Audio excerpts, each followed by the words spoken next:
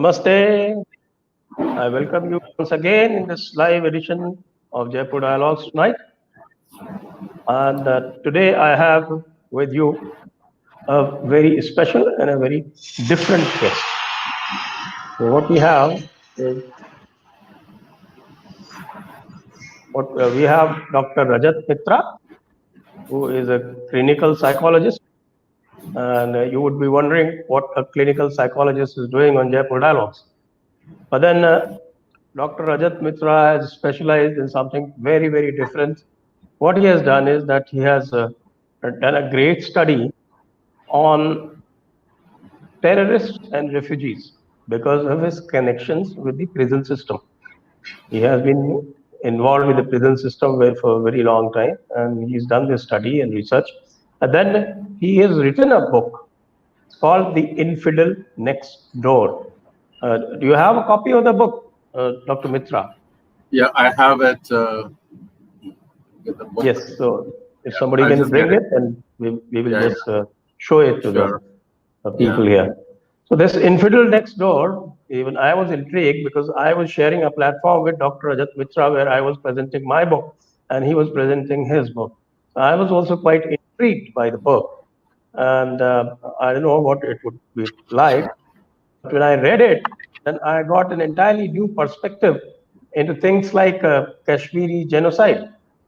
That's a Kashmiri genocide and a new phenomenon called transgenerational trauma that such a genocide induces. This transgenerational trauma affects the behavior of successive generations for a very long time.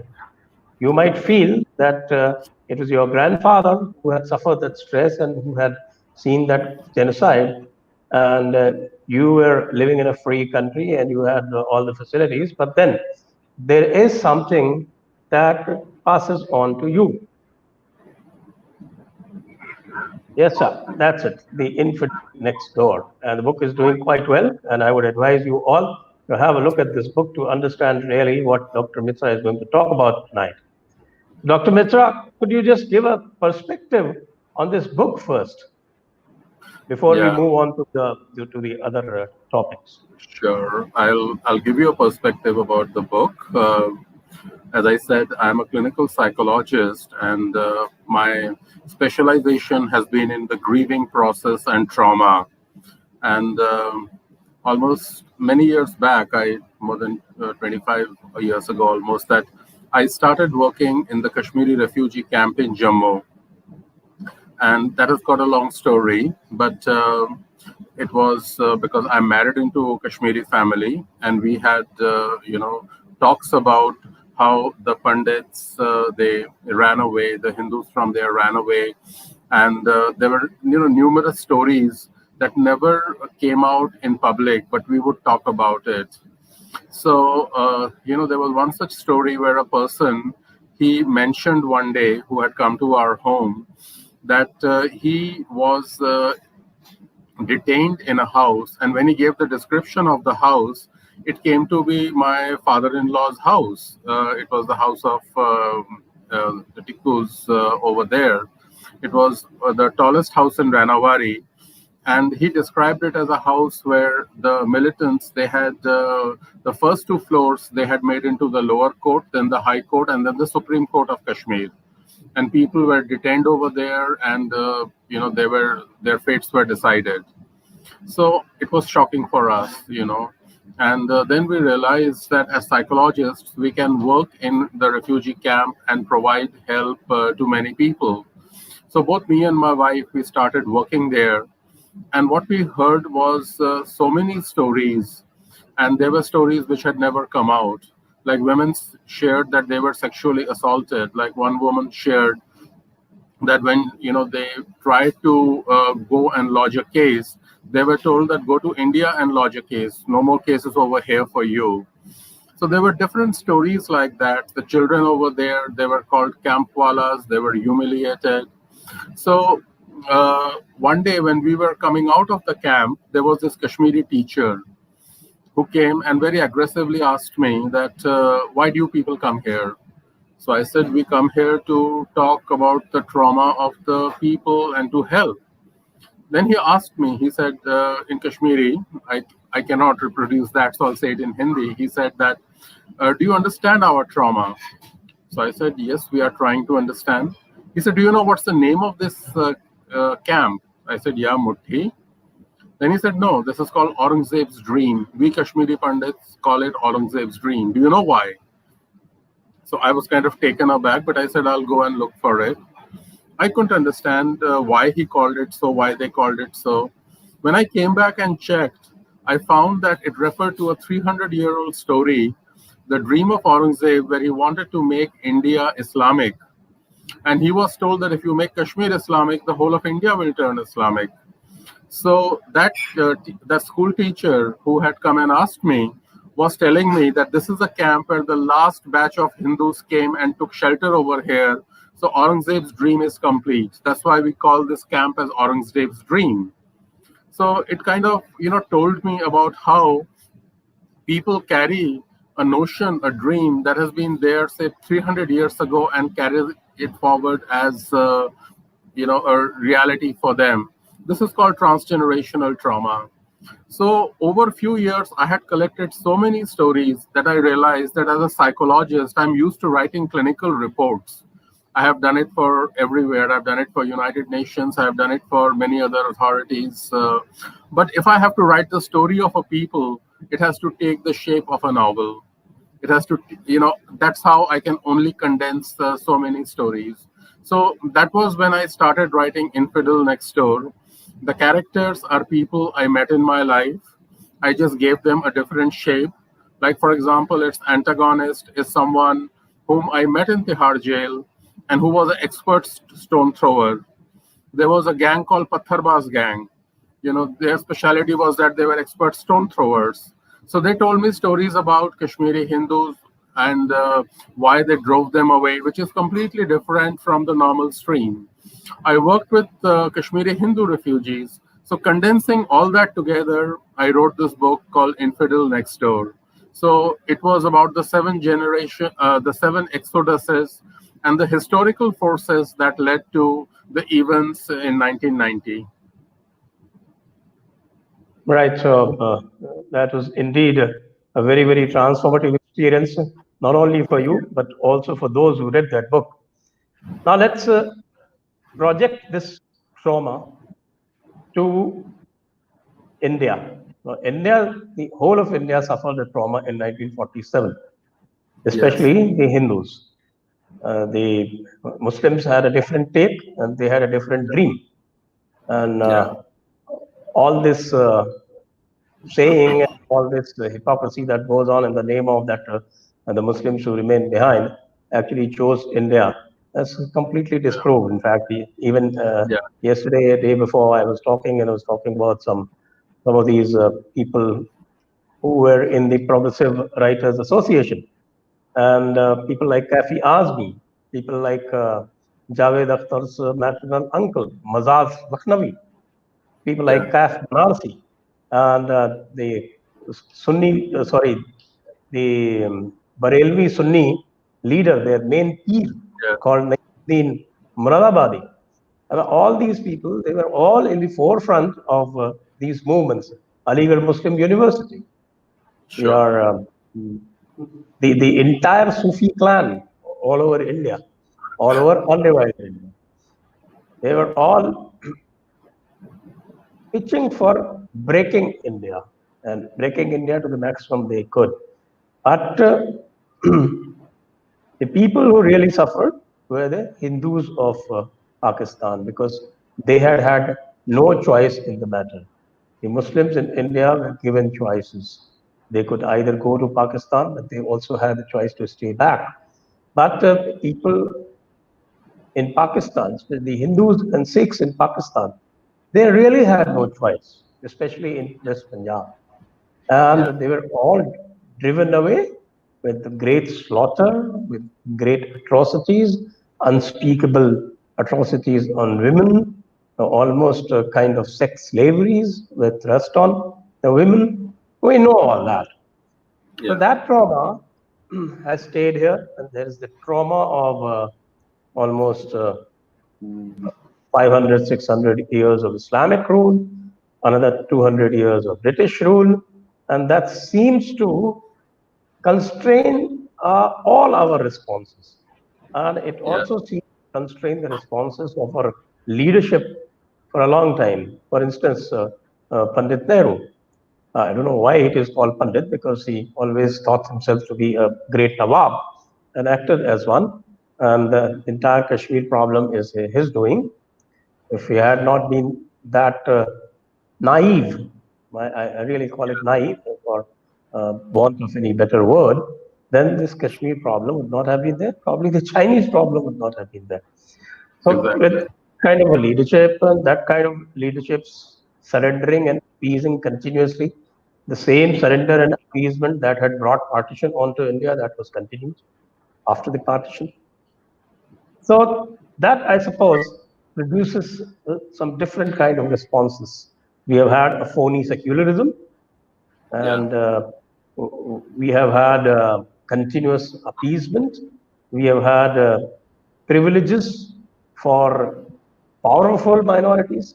In fact, I still remember in the Constituent Assembly, Sardar Patel had said that if you are a minority who has managed to get India partition, then what do you have to fear? Why do you keep asking for privileges and protection? You're so well Yeah. organized, you could even get India partition, and you're still baying for more and more. Sorry, I don't agree to it. That's what he said when they were demanding separate electorates again. I would like you to dwell on some of these. Let's talk about the self-loathing secularism, let's say. Yeah.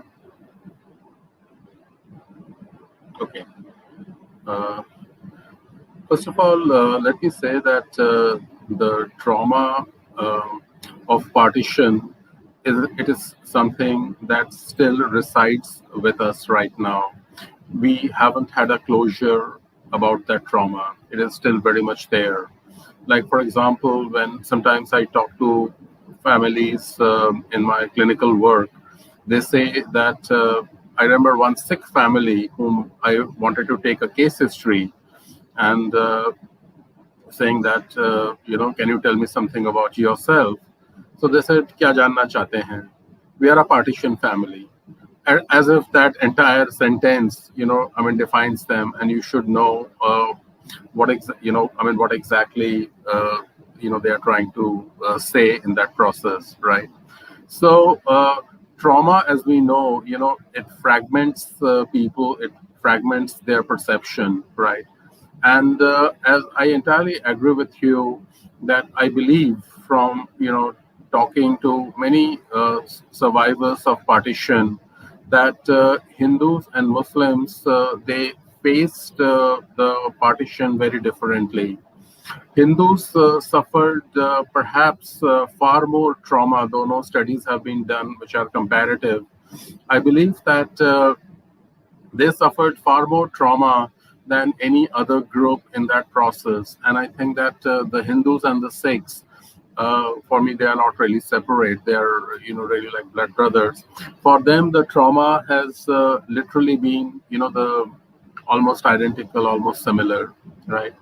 Now, when we talk about like what you, said, that the, secularism and the pseudo-secularism, right?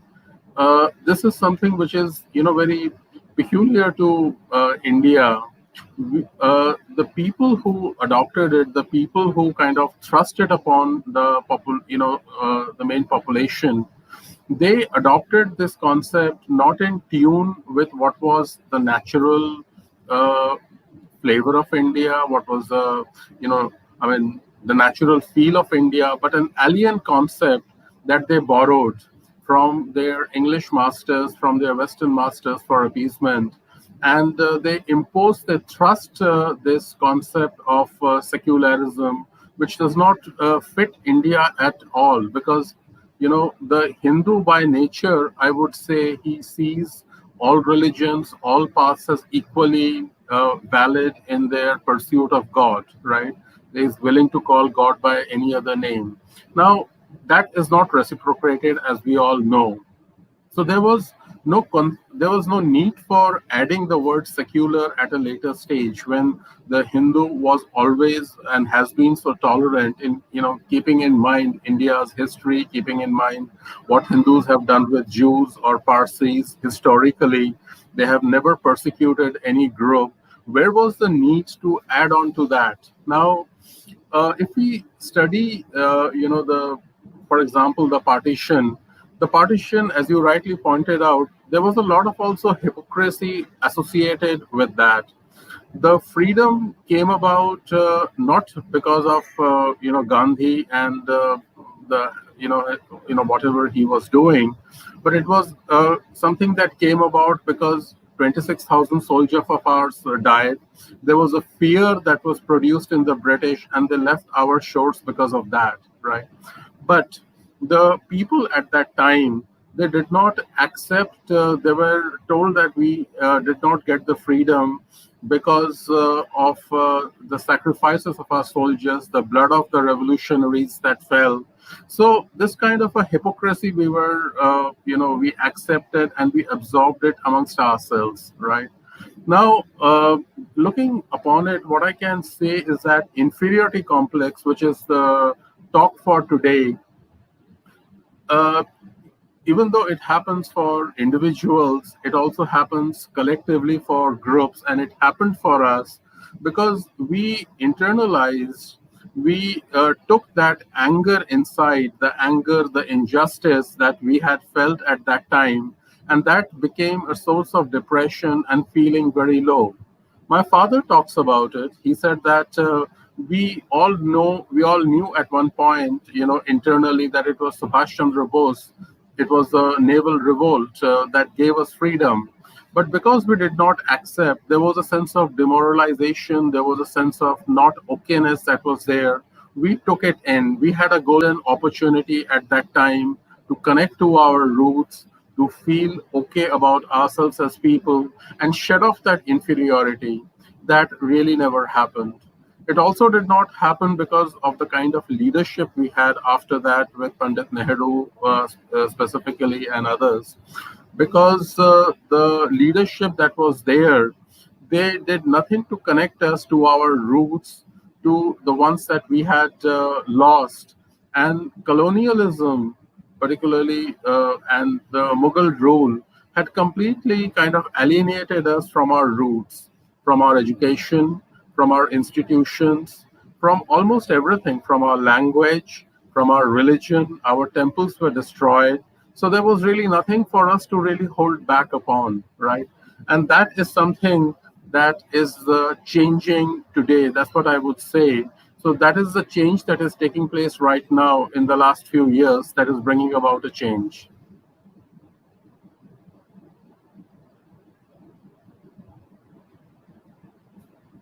Yes, that's very well explained, Dr. Mitra.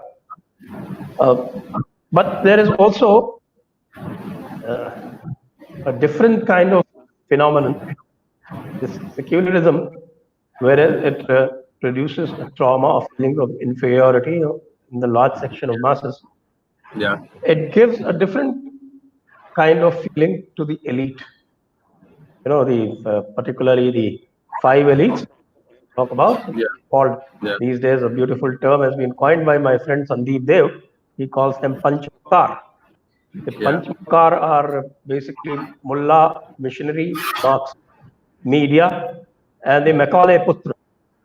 Yeah. This class, which would probably not be 1 to 2% of our entire population, and that has kind of controlled the narrative all through these 70 years and not allowed other people to get a look in.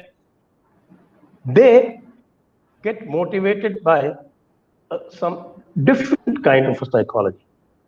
Can we have your take on the kind of psychology that motivates these people?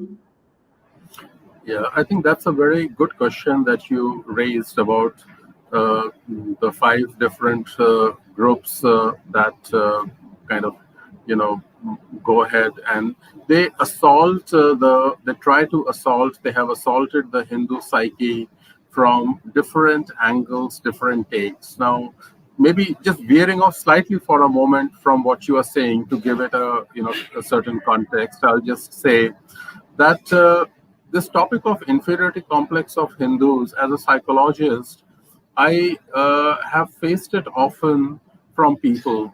Earlier, it used to be from my friends who were psychologists who came from abroad to visit India. And after some time, they were European psychologists, psychiatrists, American psychologists. So they would ask me that we notice a certain inferiority complex in your people, right? And they would compare it with sometimes with that of blacks, with Jews. They had seen, but they saw it in a very pronounced way in Indians. And we would talk about it. And one of the reasons given was colonialism, slavery that we have lived in. And after that, the leadership, which actually prolonged it, which took it further. And in the last few years, I have noticed another kind of phenomena. It is no longer the people from abroad who are asking me about the inferiority complex. It is the Indians themselves who are asking. You know, I mean, in the last year, I had a number of people ask me like about inferiority complex, and I'll mention two people very briefly. Last year, I was in US on a book tour, and one of the girls, she's studying in a university there, she came and asked me about inferiority complex. She says, you as a psychologist can tell me that do we Hindus have inferiority complex? So I said, what do you mean? She says, you can't believe it. The university where I study, it seems that being a Hindu is almost like a crime. Anything to do with Hindu, there are so many groups to attack me. And I feel that they attack, the very Hindu identity itself. So is it that, there is some kind of inferiority complex that Hindus have? The second person I would like to, say who asked me this, he's a Kashmiri Hindu. He was brought up in a camp. He also asked me the same question. I'm just picking two people at random, just to let you know. He also asked me that, Dr. Mitra, do you think that we have this? I said, why? He said, "Hum Kashmir se bhag ke aaye. We ran away from there. Nobody spoke a word for us. The larger population, it is. And today, when I pick up a paper or say he had just, gone abroad, and he said, what I learn is that it is we who, are the perpetrators. It is the Kashmiri Muslims who are the actual perpetrators. There is no mention of that anywhere. And there is no opposition from us. Do we suffer from an inferiority complex that we are not able to resist or talk about these issues? So I notice a change. Today, it is the Hindus who are talking about such issues. There is some kind of a change at a mass level, at a collective level, that is right now happening within our collective, which I see is a very good sign, because it means that we are shifting from being an individual to being a collective. That is a change that I see taking place in our society right now. We have begun to introspect. We have begun to ask questions. And in psychology, there is a sequence when a change takes place. It is called order, disorder, and reorder. So there was an order which existed for centuries, the order in which we never questioned anything. We were given to define our identity by others. And I'll just come to this five people in a moment. There was an order. We were told what we should do. We were told how we should educate ourselves. Everything went on with that. Now, suddenly it has struck us that we were being used. Suddenly it has struck us the hypocrisy behind it. Like you mentioned the word hypocrisy, right? I noticed this sense of hypocrisy in a large number of Hindus, that we have been cheated, we have been deceived. So there is a phase of disorder right now, like from order to the new order, which is on its way. It cannot make a jump. We have to pass through a state of disorder, a chaos, where we would ask a lot of questions. We would ponder over, we would introspect into what really happened with us. So that is what happens in cybernetics. That is what happens in social psychology, that the sequence from order to reorder passes through disorder. And that is what our stage is in right now, in which we are questioning, right? Now, the order for us for all these years was defined by these people, right? The five Right. groups that you mentioned. And I would add also another group to that, that it is also the pseudo intellectuals within us, which I don't think can be, fitted into any of those, groups that who have done that, right? Now, if we take it one by one, for Yes, example, please. yeah, I'll take it one by one and do that, right? The missionaries, their purpose was very clear: to discredit our religion, to discredit the very thought process that we run. That's why they, opened so many schools over here, right? I mean, you don't see so many schools run by missionaries in European countries as you see schools run over here, right? Now, and if you notice these schools, education somewhere, yes, there is a facade of it, this is secondary, but a deeper is in a what we call in a subliminal way, is to promote the religion. The deeper purpose is to somewhere put the primacy of Christ before that. The missionaries do that at every stage. I was talking to a missionary sometime back, a couple of years, and we were talking about Nagaland and the Northeast becoming Christian. And I said, that really wasn't okay. He said, doesn't matter. We did not change one religion into other. They were all animists. So if you change animist to another religion, then it is not really conversion. If they belong to your religion, if they were Hindus, and I would understand that they are being converted, but they had animist, and I said, so what is the difference? So he said, animist is not exactly a religion, it is a lesser form of worship. So he tried to argue with me to say that they had done nothing wrong in converting the whole region into Christianity, right? So careful, clever arguments, which, and I asked him, I said, where did you learn that? He said, at United Theological College, right? So this is theology, to teach that if someone comes and confronts you, questions you, how should you go ahead, right? Now, Yeah, actually, they have a full course. It is called apologia. So they are exactly, trained in apologia.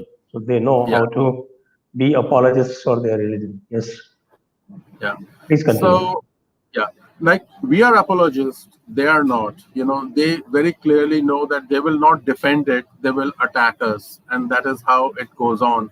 So that's why you see all over, I mean, where missionaries are actively going ahead and propagating their religion because they actually believe what they are doing is right inside their heads, right? Now, all the five groups, that you talked about, whether it is media, they are somewhere controlled by, I would say, the Marxist cabal, who have to write something anti-Hindu. For example, the girl that I talked about, she told me that, one of the reasons why she feels so much of inferiority complex is because what she reads about Hinduism in the media. She mentioned a number of people. She says, for example, Kamala Harris, Joe Biden, Barack Obama, the British Prime Minister, the one who campaigned, to be the Prime Minister, the Labour leader. She said, when I read Corbyn. about that, yeah, that's right. So it gives me so much of a sense of inferiority complex because I feel that they are so anti-Hindu in the process. Now, why do they do that? This is not news, right? So we have got nothing at the moment to counter that, and it is important that we go ahead and create our own intellectual system so that we can reach out to such students and tell them that what is the reality, right? So the same, goes for the Marxists, who the intellectuals, they try to attack our religion. I mean, I have got into, my profession actually, most of them are Marx. They have a Marxist orientation. They believe they are anti-Hindu. So I'm kind of quite an outcast amongst them when I try to talk about the views. For example, some time back, I was discussing about when Babri Masjid fell, and one of them said that that was the darkest day for me, and I lost my faith in India on that day. So I asked him that, tell me something, when the Native Americans, they got around the Dakota pipeline and they said, this is not something we will accept, right? And they almost came to destroying it. What difference do you see between Babri Masjid and this place? And he kept quiet. He didn't have an answer. I said, can we look at it like this, that when the Karsevaks crowd got around the Ram Janmabhoomi, it was a grief reaction for them, the grief that had piled up for centuries, right? And the grief came out and they went ahead and destroyed, they brought down, because it meant for them a hated symbol. It was done by destroying another structure before that. There is evidence of a temple below that. So he would accept none of that. He said, no. I said, then would you say that even the destroying by the Native Americans of this, saying that we will not our sacred sites be destroyed, you would not call that a grief reaction? He said, no, that is a grief reaction. But this one, he was not willing to accept that this is a grief reaction. Now, this hypocrisy, I try to argue with them intellectually using the same parameters that we say, but they are not willing to accept that. And I don't think they will, easily, right? Or they will always distort that. So this is a group which does not want to accept evidence or facts. They are so rigidly ensconced in their own thinking that it is sometimes important that rather than wasting our energy on them, we create our own ecosystem, we create our own system where we can explain it to our children.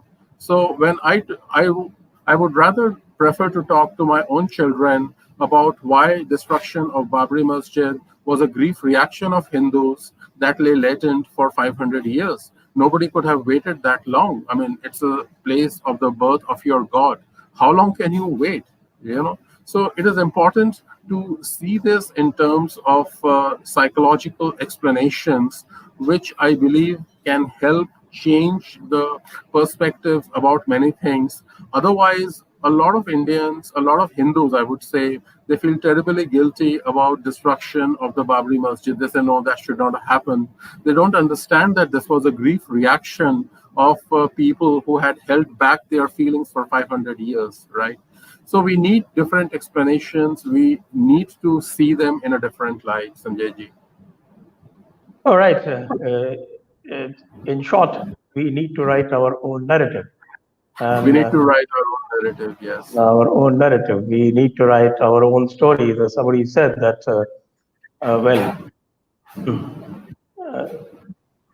the hunter and the lion story is always written by the hunter. Maybe if the lions had their own story, it would read very different. Yeah. So we have been the hunted for almost 1,000 years. So that naturally, and our stories have been told by others. And the last 200 years, most of our stories have been told by this fake and fabricated group called Western Indologists and Western Intorians. And after the independence, it was given over to those very hunters whom we had been resisting for 1,000 years and survived. And we have survived through the strength of our Shastras and our convictions. And the great heritage that we have in our fundamental concepts.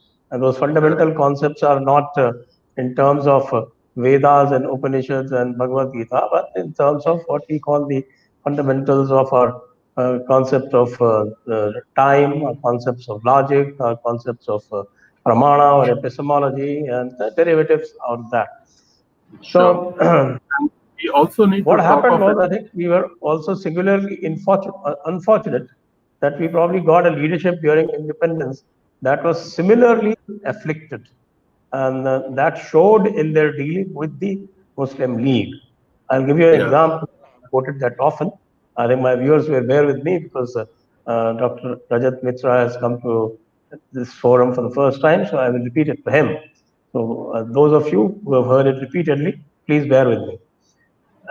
It was explained by H.V. Seshadri, who wrote a beautiful book on Muslim separatism. And he said that the Muslim narrative and national narrative, they actually collaborated to bring about partition. And before that, Ambedkar, of course, had always said that Muslim politics in India is gangsters' method of politics. And you are a psychologist, so you can analyze it very well. What he said was that the Muslim narrative is one of acrimony, accusations, complaints, demands, denunciations, and street racks. This is the Muslim way of running their politics through the 20th century, starting with the early 20th century. I say in response, the national narrative has been acquiescence, assent, cajolery, self-reproach, and surrender. Now, please do analyze for me in this perspective two great personalities, Mahatma Gandhi and Jawaharlal Nehru. Okay, sure. I think that's a very good question, and I would like to share this. I mean, one of the things that I learned in my work in both Tihar jail and in working in the Kashmiri refugee camps is that how the behavior of the Kashmiri Muslims at the time when they drove away the Hindus, it was not talked about. Like the day when the Kashmiri Hindus left, it was a celebration time for the Kashmiri Muslims. They came out dressed in their best clothes. वो देखो वो सारे भाग रहे हैं. So none of them tried to stop. In fact, they were happy. It was a mass movement that took place, which said that our land is getting free of infidels. Our land is going to be free of all people who don't follow our religion. All the mosques, they blared from the loudspeakers. The people came out. Even small children came out to watch the Kashmiri Hindus, run away. It is something which no media covered, no one talked about, and Kashmiri Muslims also do not talk about. I learned from it from some Kashmiri Muslims who told me that, in the presence about how these people, it was a celebration time for them. And I was really surprised that, okay, why, how come nobody knows about this? So there is a deception, there is a hiding that goes on behind all this, where what they do, the behavior does not come to light. It is something which is kept in the background. Periodically, they have only said that Kashmir aapke bina adhura hai, but they mean nothing by that. And we, we all know that, right? Now, your question about, how do I analyze Gandhi and Nehru based of that, right? I'll share with, I'm a psychologist, and I'll share with you from a psychological perspective about what people tell me.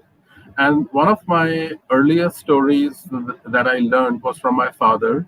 My father was a school teacher, a very upright person who instilled in me values which he was inspiring. And he used to tell me that about Gandhi. He said, one of the things that completely demoralized me, and that's probably what he was trying to say, that it was inferiority complex, is about the statement that Gandhi made at the time of independence, that if the Muslims come to attack you, right, agree to that, allow yourself to be killed. If they attack your women, don't stop, don't resist. If they try to establish a land over here, he said, that's the time when me and a couple of others like me, we were completely disillusioned. And then I said, but if there was disillusionment, why is it that there was no opposition to that? I mean, how come, he was telling me that because he was also a Mahatma, it was a kind of a hypnosis over everyone, that we all felt that we should not talk about it because there was something wrong with us if we were to raise the issue. But deep inside, we carried a sense of inferiority complex about ourselves. There was no joy about freedom. So I asked him that how would that joy had come in you? He said the joy would have come if we had uh, believed the truth that we had driven the British away, that it was our force, the anger of injustice that Indians had felt for centuries. There was some outlet given to that at the time of independence.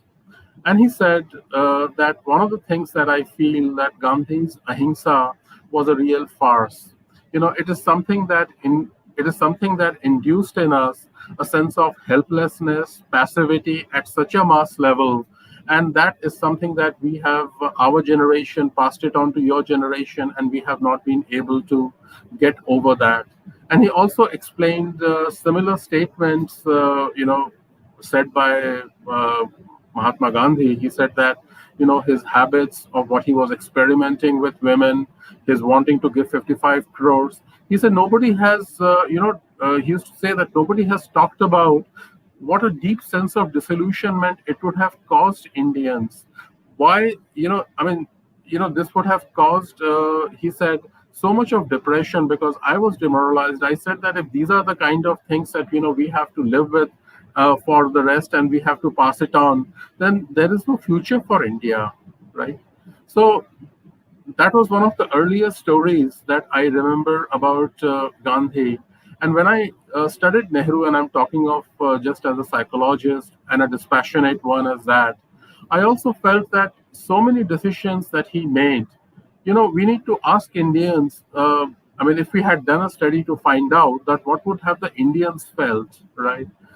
Any step that would have taken us to feeling assertive, he took the very opposite of that. So, what was the effect of that on the psyche of Indians? What did it leave us with, right? It left us with a sense of helplessness, hopelessness, disillusionment, and I'm using these terms in a psychological sense, that it is something that he left us with at a mass level, at a societal level, and nothing has happened after that to reverse that process. It is only now that our society is rising and questioning many of the things, many of the statements made by him, many of the things stated by Mahatma Gandhi. And only I feel that if we can undo that, if we can erase that, because that will erase the hopelessness and the helplessness, the disillusionment that we still carry as a transgenerational symptom which is being passed on from generation to generation. We should not pass it on to the next generation. This is something which I feel that we must question and we must shed off right now if we have to move forward. The idea like we should not have an army. I mean, it is not only ridiculous, but it's something that gives rise to a sense of passivity. That what kind of leaders do we have who think along those lines? Do we go ahead and question what impact all this had? Like I remember long ago I had read the letter which Nehru had written to Kennedy after during the 1962 debacle, asking for arms. I felt inside extremely depressed after reading that letter. I said, "Oh my God! Is this is this something that he wrote? Could he stoop down actually so low?" Now, this has not been discussed in Parliament. This has not been talked about because we as a society, we as a nation, believe that we still that we should not talk about these things. But I think that one of the ways in which we can shed off inferiority complex is to come to terms with our past, to come to terms with the memories that we are carrying. These are all memories for you and me. They may have happened in the last generation, but the last generation felt it. They have passed it on to us. And I don't mean, when we have inherited it from them, I don't mean that we have inherited it like a property. In psychology, what you inherit is not something concrete like a property. What you inherit is a predisposition, something that becomes a part of you, that you are left. And after some time, this also takes shape within you and makes you feel inferior to others. That is the source of inferiority complex. That's what I would like to share. So I'm not blaming our ancestors or our forefathers or our fathers. No. What I'm saying is that our generation, has to come to terms with what has happened in the past, put a closure to it, and then we can move on. I mean, we can see it has happened with many societies. South Africa did that. That they started with the Truth and Reconciliation Commission. The purpose was not justice. The purpose was closure, right? People came forward, they told their stories, it was accepted. Their perpetrators were not punished. We are not even at a stage where we can tell our story and it will be accepted, but we need to start somewhere. We need to say that, look, these are the stories, these are the burdens of the past that we are carrying. We are sharing this, it needs to be acknowledged that this is the collective truth of the race, and then we can let it go. And that is how we will put closure to many of the issues from the past, which is to do with fear, which is to do with guilt, which is to do with shame. And that is what transgenerational trauma is about. Very well explained, Dr. Mitra. Thank you. Just a rejoinder. Before that, of course, I'll request my viewers that we are nearing the end of our discussion. We're already about 46 minutes into it, so another 4 or 5 minutes, we'll wind it up. So I would request all of you to shoot your questions, and also please like, share, and subscribe the videos. And all those people who are watching and they're not subscribers, I would request them also to please press the subscribers button and also press the bell icon so that you get notified whenever we are next. And we do quite a few these days. So I just want that you don't miss any of those. Dr. Mitra, Yeah, I would keep you on this topic for a little while, sure. and especially on Mr. Nehru. Sure. From what little I have seen of him, and I've read, I think, a lot of his books, including The Discovery of India. And at that time, I did not know. It transpired to me only later that the doctrine of discovery is actually a Western doctrine of colonization. Yeah. And so I really, it came as a shock to me that this kind of an intellectual did not know what the doctrine of discovery was, and he went about writing Discovery of India in the manner of a Westerner. Yeah. And of course, I have read all about him through Sitaram Goel as well. And he comes across to me a person who was deeply in awe of the West. And Yeah. he was very ruthless with his own people. He hardly had any empathy for his own people. And I don't know what kind of quirk of wisdom, or I should say, the quirk of I think it is more like a what should I say? An enigmatic decision by Mr. Gandhi forced him, but virtually. These days we talk about Pakistan, Imran Khan being a selected prime minister and not being an elected prime minister. Mr. Nehru was exactly that, selected prime minister and not an Yeah. elected prime minister. And once he got selected, he went about establishing his hegemony. And Yeah. even in that process, you could see his deep inferiority, not just vis-a-vis people like uh, Mountbatten's family, Yeah. but towards all other leaders. And later on, it developed towards the Soviet Union. He was almost squeamish before the Yeah. Soviet Union. And the way he behaved towards China, Yeah. he was literally groveling before them. And Yeah. gave away large parts of India. And at the same time, he was very, very preachy to the Indians. He's always preaching the chief ministers, writing letters to them, giving long sermons, and not really doing his job. His strategic blunders are so many that it would be not very unfair to call him actually strategically blind.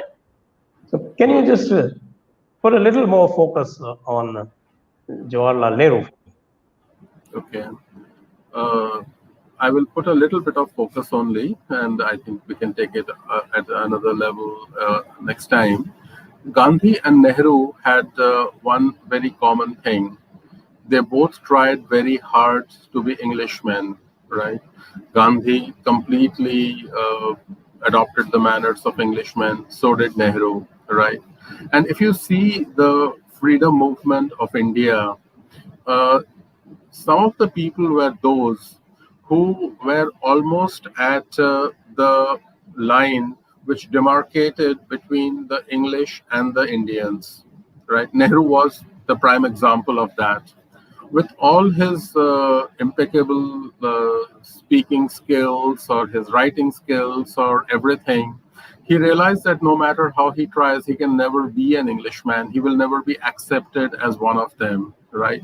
And that is why he felt that the next best option is to go ahead and get joined with him so that he can get hold of power, right? So if you see the same held for Gandhi also, and this is something that if you study movements and particularly the works of Eric Hoffer, he talks about it that those people who are very close to their masters but realize that they can never be the master, they are the ones who actually, try to lead the rebellion so that their masters can leave. But they are almost 90% or 100% of what their masters were like. So Nehru was almost 90% or 100% of what his English masters were like. There was very little what you call the sense of rootedness or Indianness in him. He, in fact, his identity was such that he had to distance himself from being Indian in order to feel okay. And one of the persons closest to him was Mrs. Edwina Mountbatten. And he tried to prove to her, from what the writings I have done, that how much he is distant from Indians and how much he is closer on the other side to gain approval, right? So this was, in a nutshell, which was his personality, that, he was just on the edge, and his biggest regret was that he could never be an Englishman, however hard he tried. And that is something which many top ICS officers and many people realized, that no matter how much they adopted English manners, customs, way of speaking, they can never be Englishmen. And Nehru was the prime example of that. And the way to deal with that is, what he did was that, he became a disciple of Gandhi so that he could take power and be the prime minister. There was no way in which he fought his way through. On his own, he would not have got anywhere. On his own, he probably would not have even become a minister in the government. That's what I feel. He had no thing. So his personality remained the same for all the time that he governed India, right? And it is unfortunate that such a man was actually the prime minister who was neither rooted to India nor had any liking. And the only way he could feel okay was to compare himself, to like himself to Englishmen, which he could never be till the end of his life. That's very well summed up. The one word that you used, looking for approval. And I think that is something we see even in present day leaders. Yeah. And now we move on to question and answers, because we've got a lot of questions. And I think it'll take a lot of time from you to answer all those questions. So I can request my assistants to please flash the questions onto the screen. Yeah, the first question is from Vijay Nair. Oh, see, he's read his book. He's read your book. It says, brilliant book. So one, what was the reaction of Kashmiri Muslims to your book? Two, did you get threats from Pakistanis or anyone else for publishing your book? Okay, that's a very sensitive question. The Kashmiri Muslims did not like my book. They felt that it is something that is too biased. They did not oppose it, but many of the people whom I know have read it. They have felt they have felt a lot of dislike towards it. They said, "Ki, ye sab aapne jo hai, why are you bringing up all this?" Right? They have not disputed. Oh, that's standard. Why keep it hidden? That's what I think the Yeah. most of the Indian establishment has done. Keep all the Islamic atrocities hidden. Yeah, so uh, that's the universal, reaction from Muslims. Say that, why are you bringing it up? What's your goal in writing this book? Why have you, written this? And they don't dispute it. Yes, I have come across people from the other side who have talked about this book. They don't like it. That's what they have said very clearly. And there have been times when, well, I cannot call it exactly a threat, but there have been calls which are not exactly very pleasant calls, and they have not been nice calls, which I have duly informed the authorities about it. I can say only this much and not more than that. But this this book has not been liked by many people, and I can understand why. Yeah, even for the publishers, many of them said that if you change some of the things, then we would publish it. And it was finally the efforts of a very small time Kashmiri Hindu publisher who took a personal risk to get my book published, and therefore it could be published. Yeah, the book has a story. It's a struggle behind it. So that's all I can say.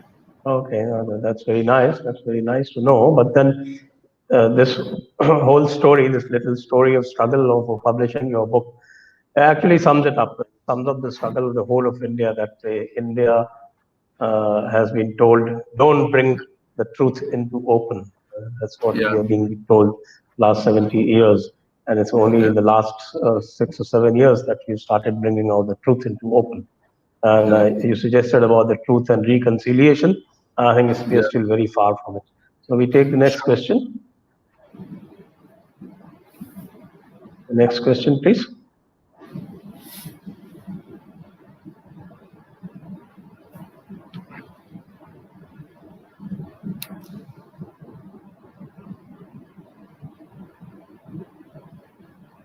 I think there's some delay in flashing the question onto the screen. Yes, Rajat Shukla. What are your views regarding Mr. Modi and Mr. Amit Shah? What are my views? I think I mean, like they. whether they also suffer from any inferiority complex? Uh, I think that I mean I have. I mean, first of all, it would be wrong for me to say that because I have not met them personally, and I don't think so. That's what my straight answer is.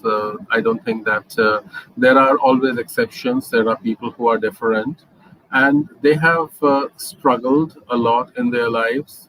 And I think that they have gone through very tough times, very tough challenges. And I think Amit Shah ji has gone through literally hell, I mean, they were persecuted. And I think Mr. Modi has been the most persecuted prime minister and leader in our country after independence. That's what I can, say. And I think he has dealt with it extremely well, with dignity. He has never hit back. He has never done anything he has never reciprocated that. So I would not say that they suffer from inferiority complex or anything like that. No, I don't agree with that. But I still cannot put the final, I mean, cannot say this till I meet them. But from the numerous times I have seen them at close quarters or heard them, there is nothing that I have seen that in any remote way one can say that. Yeah. I'll ask you the next question because that is not coming on screen. This one by Abhimanyu Moite says that why the Wire and NDTV suffer from Muslim inferiority complex? I don't understand what he means by saying Muslim inferiority, complex. I mean, they ally themselves. They are very anti-Hindu. That's what I can say. I mean, all of them, they are extremely anti-Hindu, and being anti-Hindu in itself is an institution. It is a culture over here, which by and large most of the media follows through, and they are only the epitome of that. And that's all I can say. That they are extremely anti-Hindu, and they, therefore, put the news from a completely different perspective. Why they are like that, only they can answer. Okay, next question we'll take. The next question is Rajat Shukla again. What are your this has been asked, I think, already.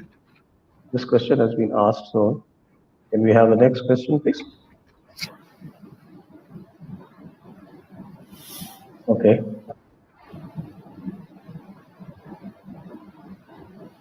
The next question is from Anita. She says, my grandfather was friends with Nathuram Godse. He was a very learned and wise man. Gandhi was sacrificing the lives of Hindus for self-serving virtue signaling. Well, that's an observation, I guess. It's not a question. That's not a question, but that's an observation. So we'll note this observation and we'll move on. Sure. Abhishek Chada, what can we learn from Sikh gurus to address intergenerational trauma? Is this generation experiencing something same or different? I think that's a good question.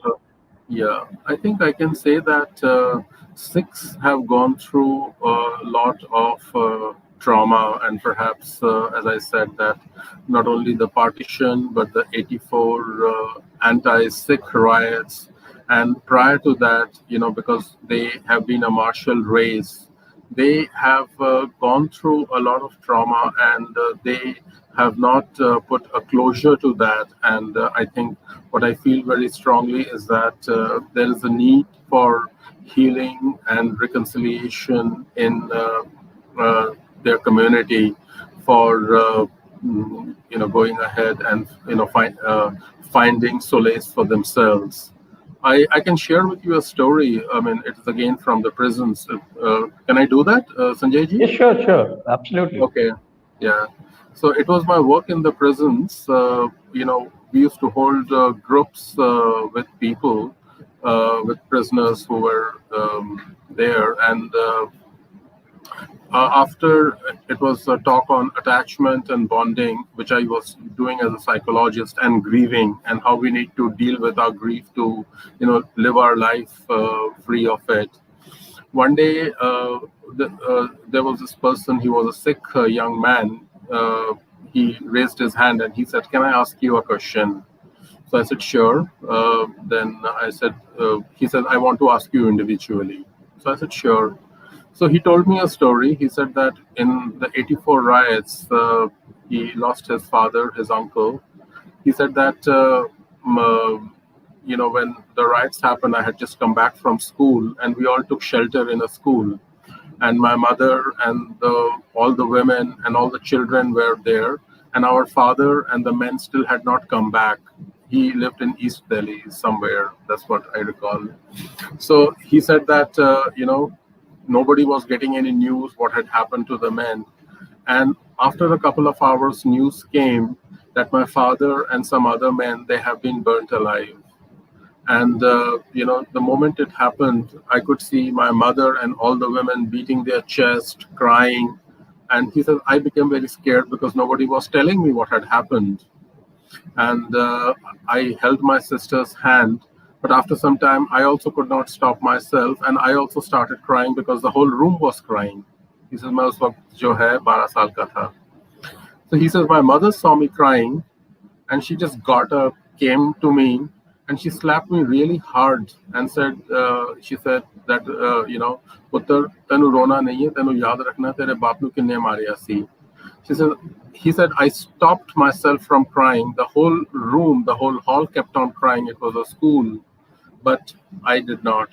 He said, when I became 18 years of age, my mother just called me and said, "Tenu yaad hai na ki hoya si?" Right? And he said, I went ahead. and I knew the people who had led the mob, and I went ahead and I took my revenge. And he said, I mean, I did it so well that nobody would ever know.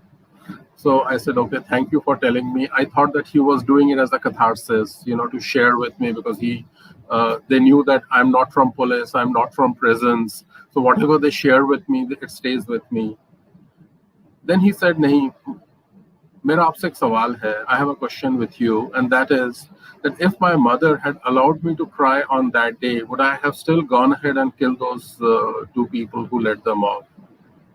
So the mother had stopped him from grieving, and he had become, he had kept the grief inside, and that had what turned him to take his revenge years later. So that's what he was asking. So I said, I don't know, but maybe you can answer it the best. He said, okay, मैं सोच के आपको बताऊंगा, और जिस दिन मैं यहाँ से जाऊंगा, that's the day I'll leave the answer for you. And he left a letter for me the day he was released from the prison, and the answer was that no, right? So I mean, this taught me the grief that many young Sikh children are carrying from the 84 riots, from the numerous traumas that the Sikh community have undergone, and it has started from the time of their gurus, right? And they have, I would say, converted this trauma into being martial. But there is also a lot of suffering. There is also a lot of pain that their community carries. And I really, would see to it that somewhere they bring a closure to that. That is my understanding as a psychologist.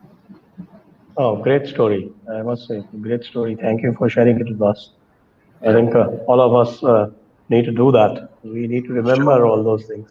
We don't need to grieve. That's very, very, very well put. Thank you so much for that story. Kapil Chauhan is today youth think non-violence is the only way of living due to Gandhiji narrative being taught.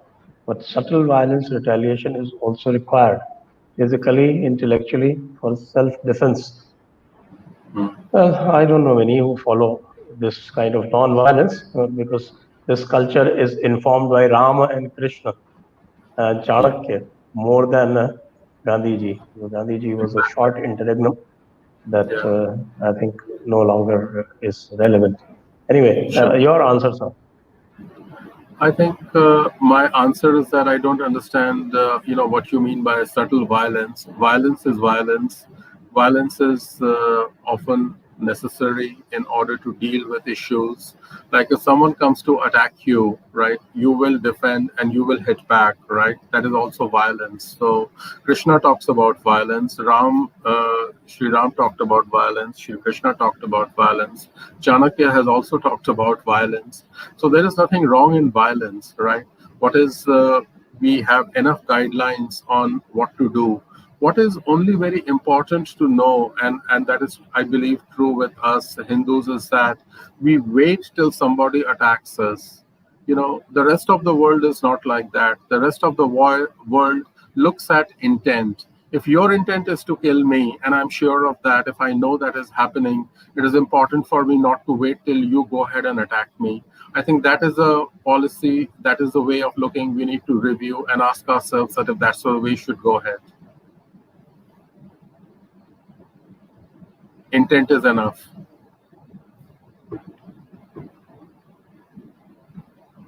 Okay.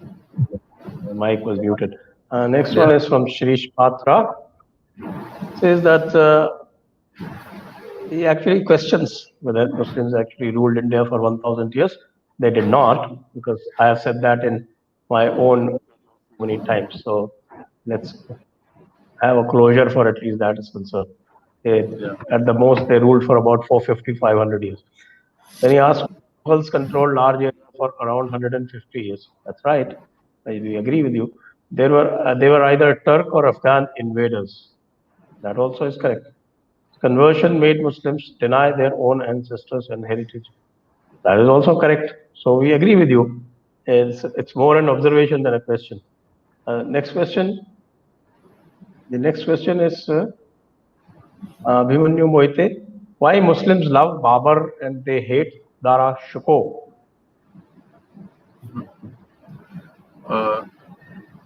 I think that first of all, it is Muslims who can themselves probably answer it the best. I mean, that why they love Babur, and I believe that most do that. I think they identify with Babur. They identify with aggressors who came and attacked India and came over here. So there is what we call as identification with the aggressor, right? So it is much more easier to do that than identify with a scholar or identify with someone who is an introspective kind of person. It is more difficult to identify with an intellectual. It is far more easier to identify with someone who's an aggressor.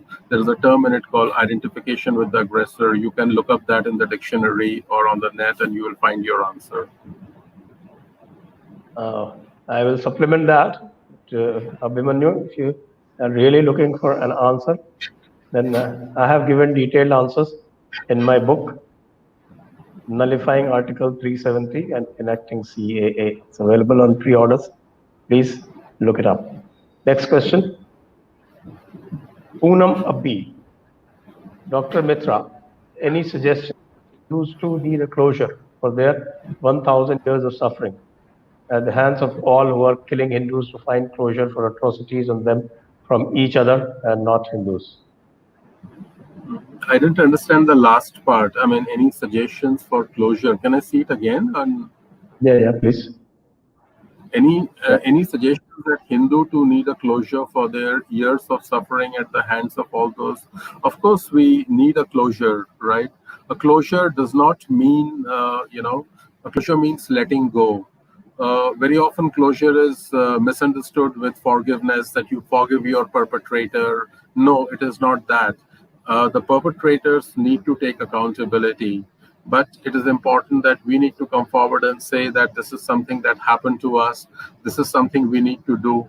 The most important thing why we need to do it, that it will make us into a collective. Today the Hindus are thinking, they're fragmented, they think individually. We are still not as a collective. We don't think together, right?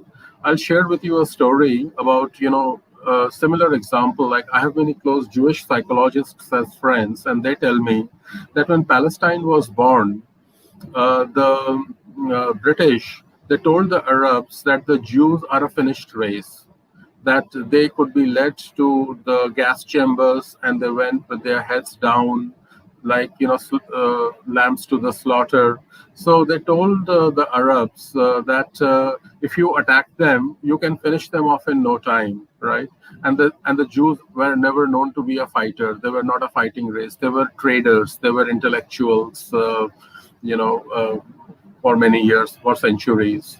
So the Arabs, when they attacked Palestine, when it was born, they thought it would be just a matter of days before they decimate the whole population. But the exact opposite happened. The Jews were right now fighting like brave soldiers, and they were puzzled that how could these people who were led like lambs to the slaughter now become completely opposite personalities. The answer lay in the fact that earlier in Europe, the Jews, they thought of themselves as individuals. Like, I'm a French Jew, I'm a German Jew, I'm a Polish Jew.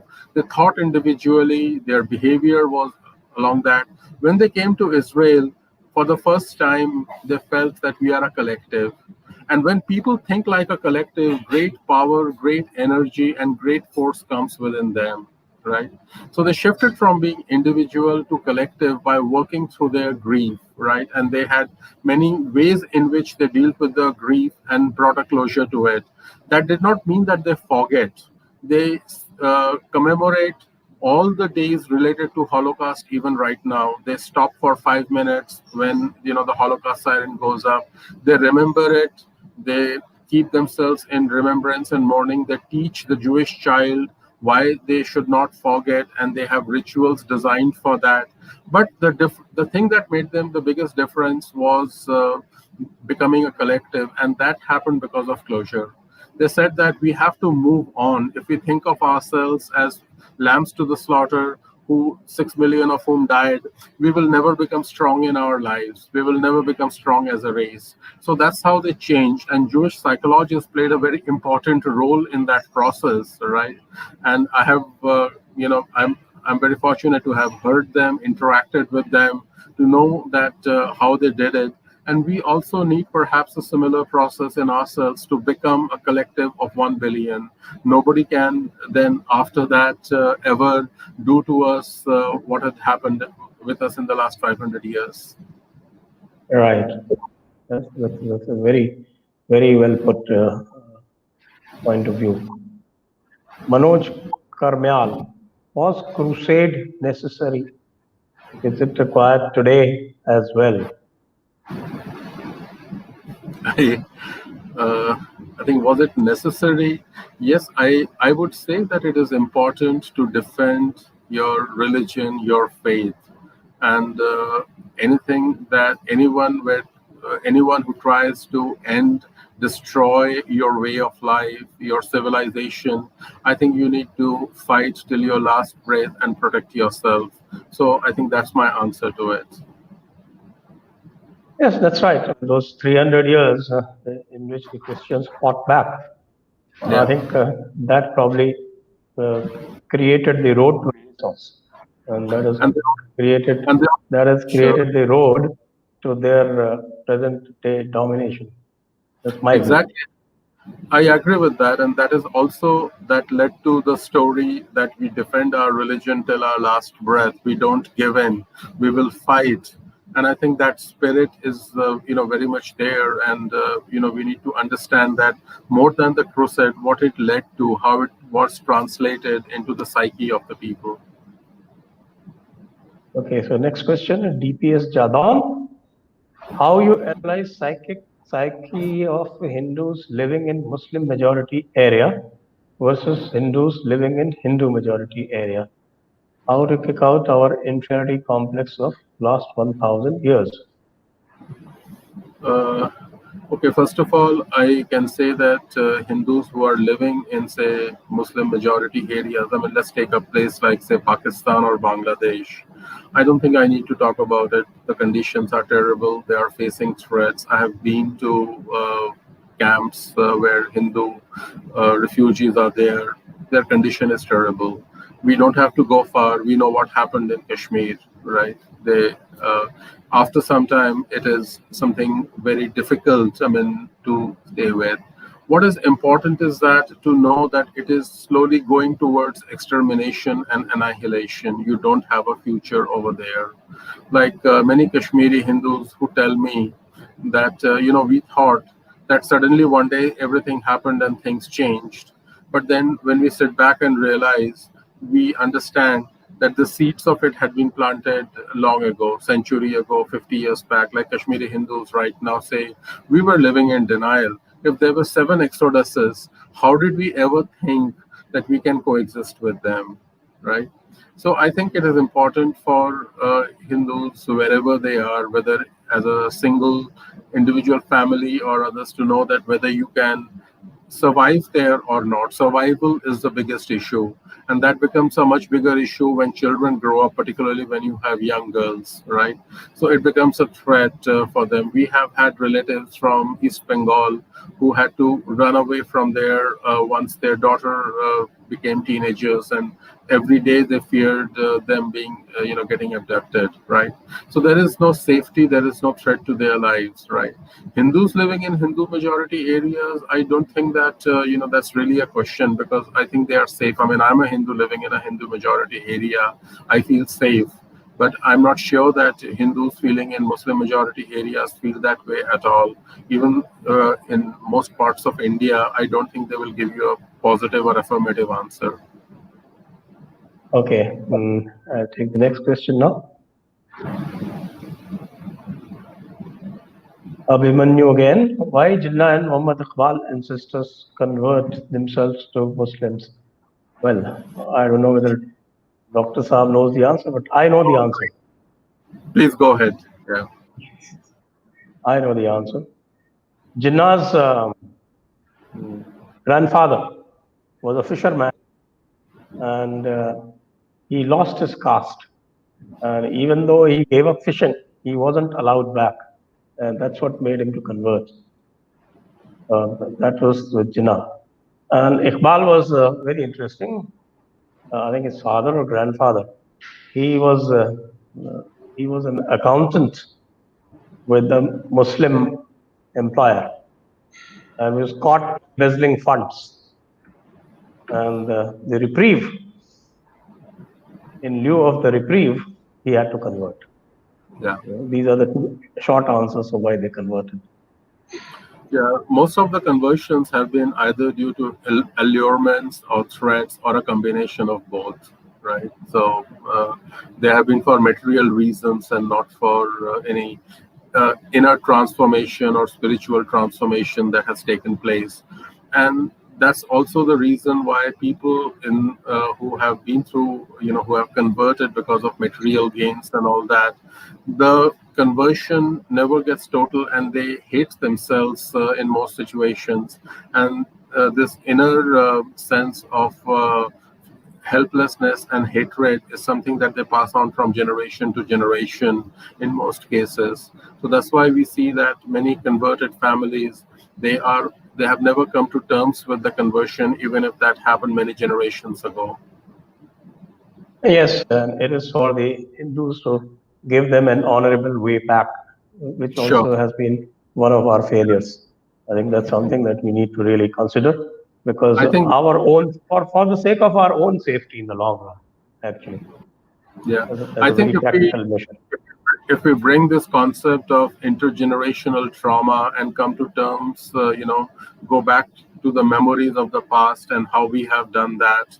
And I think that it may be possible to revisit our past in a different way. And it can evoke many different emotions in the people who converted, and it can lead to a different outcome. Right.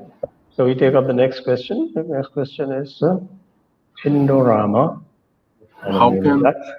How can the same species in the same world have a different correct approach to life? Well, it is there. It's an empirical reality. Not every civilization has the right answer. Someone has to learn from someone else. India has to fro from the West. Well, that's more an observation again. It's not yeah, really a question. It's I, an I, advice I, to yeah. us, which you may I, like. I will just like to say that, we don't need to, I mean, yes, we learn from each other, but I don't think that that sentence that, we need to learn from the West is something that I agree with. I mean, the West doesn't have very many answers. We have to generate our own answers, our own solutions. So I think, you know, for example, Nelson Mandela used to be very often asked that where did you get your ideas of democracy from? And it was the interviewer thought that he would give that I got it from this Western notion or that, and he said no, I got my idea of democracy from the village council. So he said that you have a habit of saying that Africa, Asia, they should derive their concepts and all that from the West, and I don't really agree with that. We have our inherent wisdom that is rooted in the soil, and we can derive answers from that and generate our own answers. We don't have to look anywhere else. Yes, we can learn from others' examples, no doubt about it, but we have to generate our own examples, own Yes, answers. exactly. This is much is tom-tommed about the great separation of the church and the state by Yeah, way of secularism in the West, and that was after the Treaty of Westphalia in 1649. But people yeah, forget that in India, from time immemorial, the knowledge, the power, and the wealth, they were all separated, and sure. one could not get into the way of each other. So Yeah, that's the kind of wisdom that we need to imbibe from our own traditions and not keep exactly. looking to the West. And West really doesn't have much to teach us, not even in science and mathematics.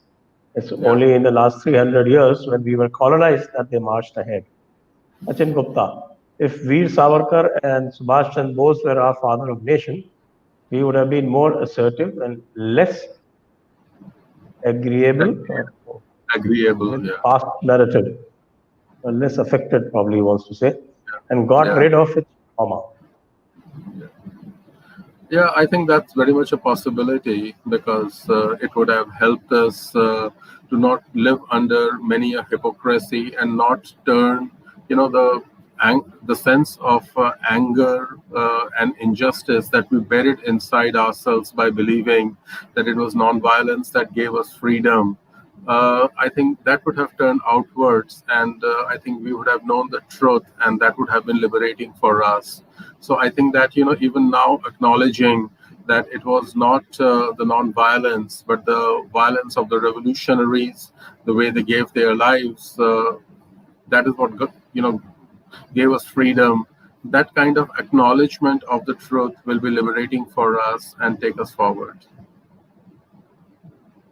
Okay, and Rajat Shukla's question again. We need to include Zafarnama in our education and foreign policy. Your views? Because we are more defensive rather than defensive offense. We should be more practical and rational by our views. Because Vasudhaiv Kutumbakam gave us Galwan. Anyway, if you want to learn about Vasudhaiv Kutumbakam, I have several videos. You can visit Jaipur Dialogues and choose one of them. No, I don't see a question over here. So I just Yeah, see the question, I think it's just gone back. It will come back again. Yeah, this is the question. I think I would like to answer it in this way by saying that we need to teach our children in our education system about the struggle that we have gone to keep our religion, our civilization alive. Last year when I was in USA, I had gone to this temple there, and there was there were a couple of white children who had come to the temple, and the priest there, he was telling them about Hinduism, and he was talking to them about the pantheon of gods and different deities, and the children were bored. And I was passing by, and I just joined in, and I said, "Can I, let me talk to you about, how Hinduism has struggled, how it has survived," and they got interested in listening to that. So there are two Hinduisms, I feel. One is the Hinduism of the deities, the philosophy, the wisdom of the Vedas, and another Hinduism where Hindus struggled and kept their religion alive. We don't talk about it. We don't talk about how we kept our faith alive, how we fought, say for example, for Ram Janmabhoomi, how despite almost all our temples being wiped out in the north, we still kept on praying in the homes. We kept our religion, we kept our rituals alive. So that is the spirit that we need to pass on to the children, right? And to let them know that there has been an injustice and how we need to undo that. Jewish children, German children are taught history, the past, in a realistic way. Germans are taught, for example, German children, that why they should never give in to a person like Hitler again. And I can tell you, for example, you will not see hypnotherapists in Germany. You know why? Because once I asked, and they said, you know what Hitler did to us? He was hypnotic. So they don't, in Germany, you will hardly find hypnotherapists for this reason.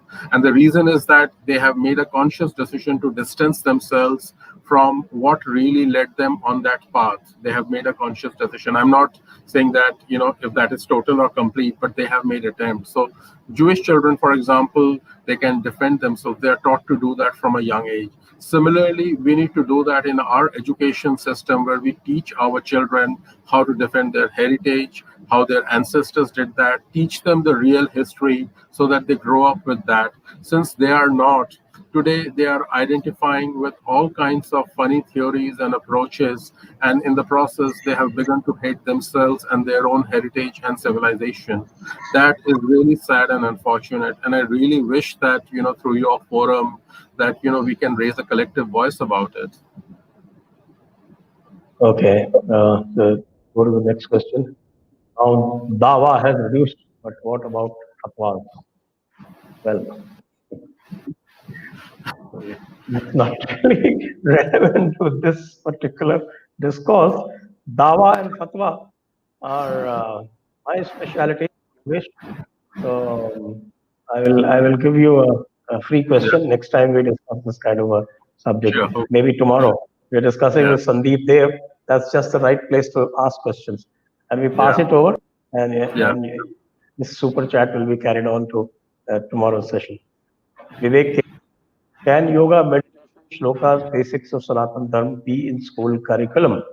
Some students can opt out of these if they want to. Please opine. I mean, should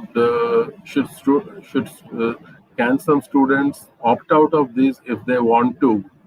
I mean, I don't understand why somebody would like to opt out of them.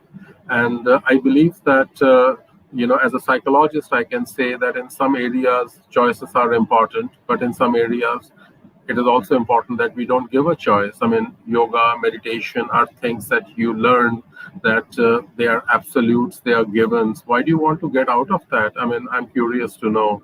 So I would suggest that yes, people, some areas maybe they have a choice, but maybe say like doing exercises or keeping good health. I mean, you don't have a choice about having a bad health, so it doesn't make sense to me. I think there are some areas which you just need to do, that's all. Yeah, and that's how you grow up with. When you become an adult, you have a choice to leave it. Okay, so they should be compulsory. Yes. And Yogesh Shaman, when was Sati and Johar inculcated? Yogesh, you're asking questions about history. You're not really asking questions about the subject. Yeah, on the topic. So Yeah, I will I will use my privilege and I will pass it over. Next sure. question. Dr. Deepak Guru, how to get Hindus mentally prepared to neutralize enemy and not run away in situation like forced exodus? Yeah, that's a very good question. I mean, by and large, exoduses are forced. When nobody leaves their home voluntarily, like when half a million people left their homes, it was an exodus, and they were forced. They didn't, I mean, none of them really wanted to, right? There were seven exoduses, one after another. People leave because they don't feel safe anymore. Refugees leave for different reasons. The biggest reason is that they don't feel safe for themselves and their families, right?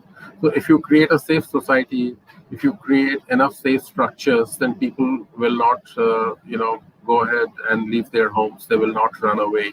So, safety has been missing.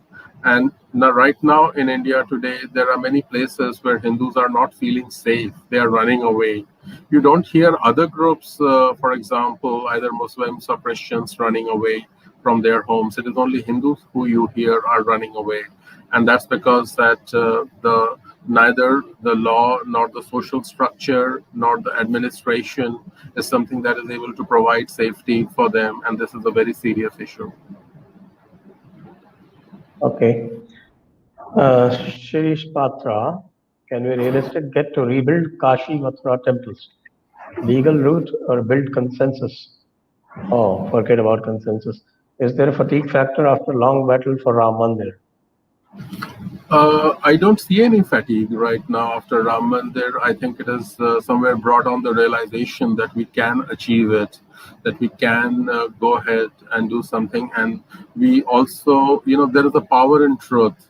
We have discovered, for example, that there are remains of a temple below that.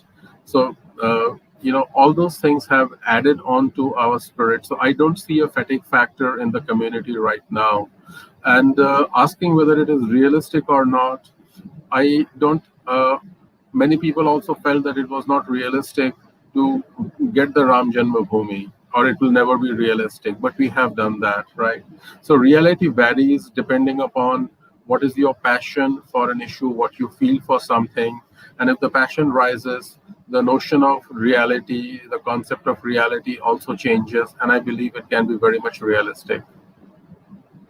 Okay, Yogesh is saying that history teaches a lot. So I asked, sorry, you don't have to be sorry, Yogesh. No, no, We yeah, will it's will yeah. answer your question, but it's not relevant to today's subjects. That's why we And also said, we are not and we we are not welcome your comparing. question. Good question. Yeah, I must say it's a good question, but I will answer it sometime. because that's my. We won't bother Dr. Mitra with it. Yeah, I don't have. I'm not a historian. I'm a psychohistorian. So I know Yes, about that's right. psychological understanding. There's a branch of study called psychohistory, and several psychologists have gone ahead, studied historical personalities.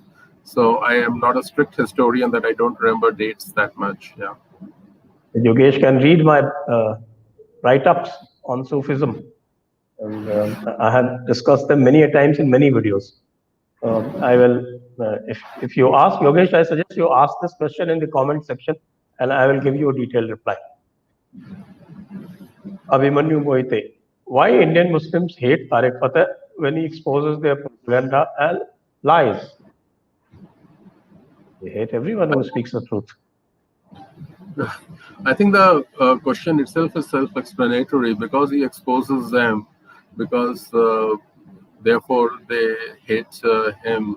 And I met him some time back, and he has read my book, and he says that because of this they must be hating you also a lot. So I said that, well, I don't know about that, but he said that they hate me very much for this very reason, because I keep on showing a mirror. He says my goal is not to expose their lies. I only put a mirror in front of them to say that what they are doing, and nobody likes, and they don't like a mirror being shown to them. So that's why they don't like it. They don't like to be confronted. Okay. I think this is the last question for the day. Ravi Mishra, does Modi suffer from PTSS? I don't know what is PTSS. Post Gujarat riots. It's actually PTSD, post-traumatic stress disorder. It is called PTSD, post-traumatic stress disorder. Yeah, that's what I feel. Post Gujarat riots and remain quiet when similar riots happen now, and scared of Muslims, media, and pseudo intellectuals. Well, I'll just start off by saying that he remained quiet even during Gujarat riots. Sometimes, the Gujarat riots, he was vilified, right? I can say this at a personal level.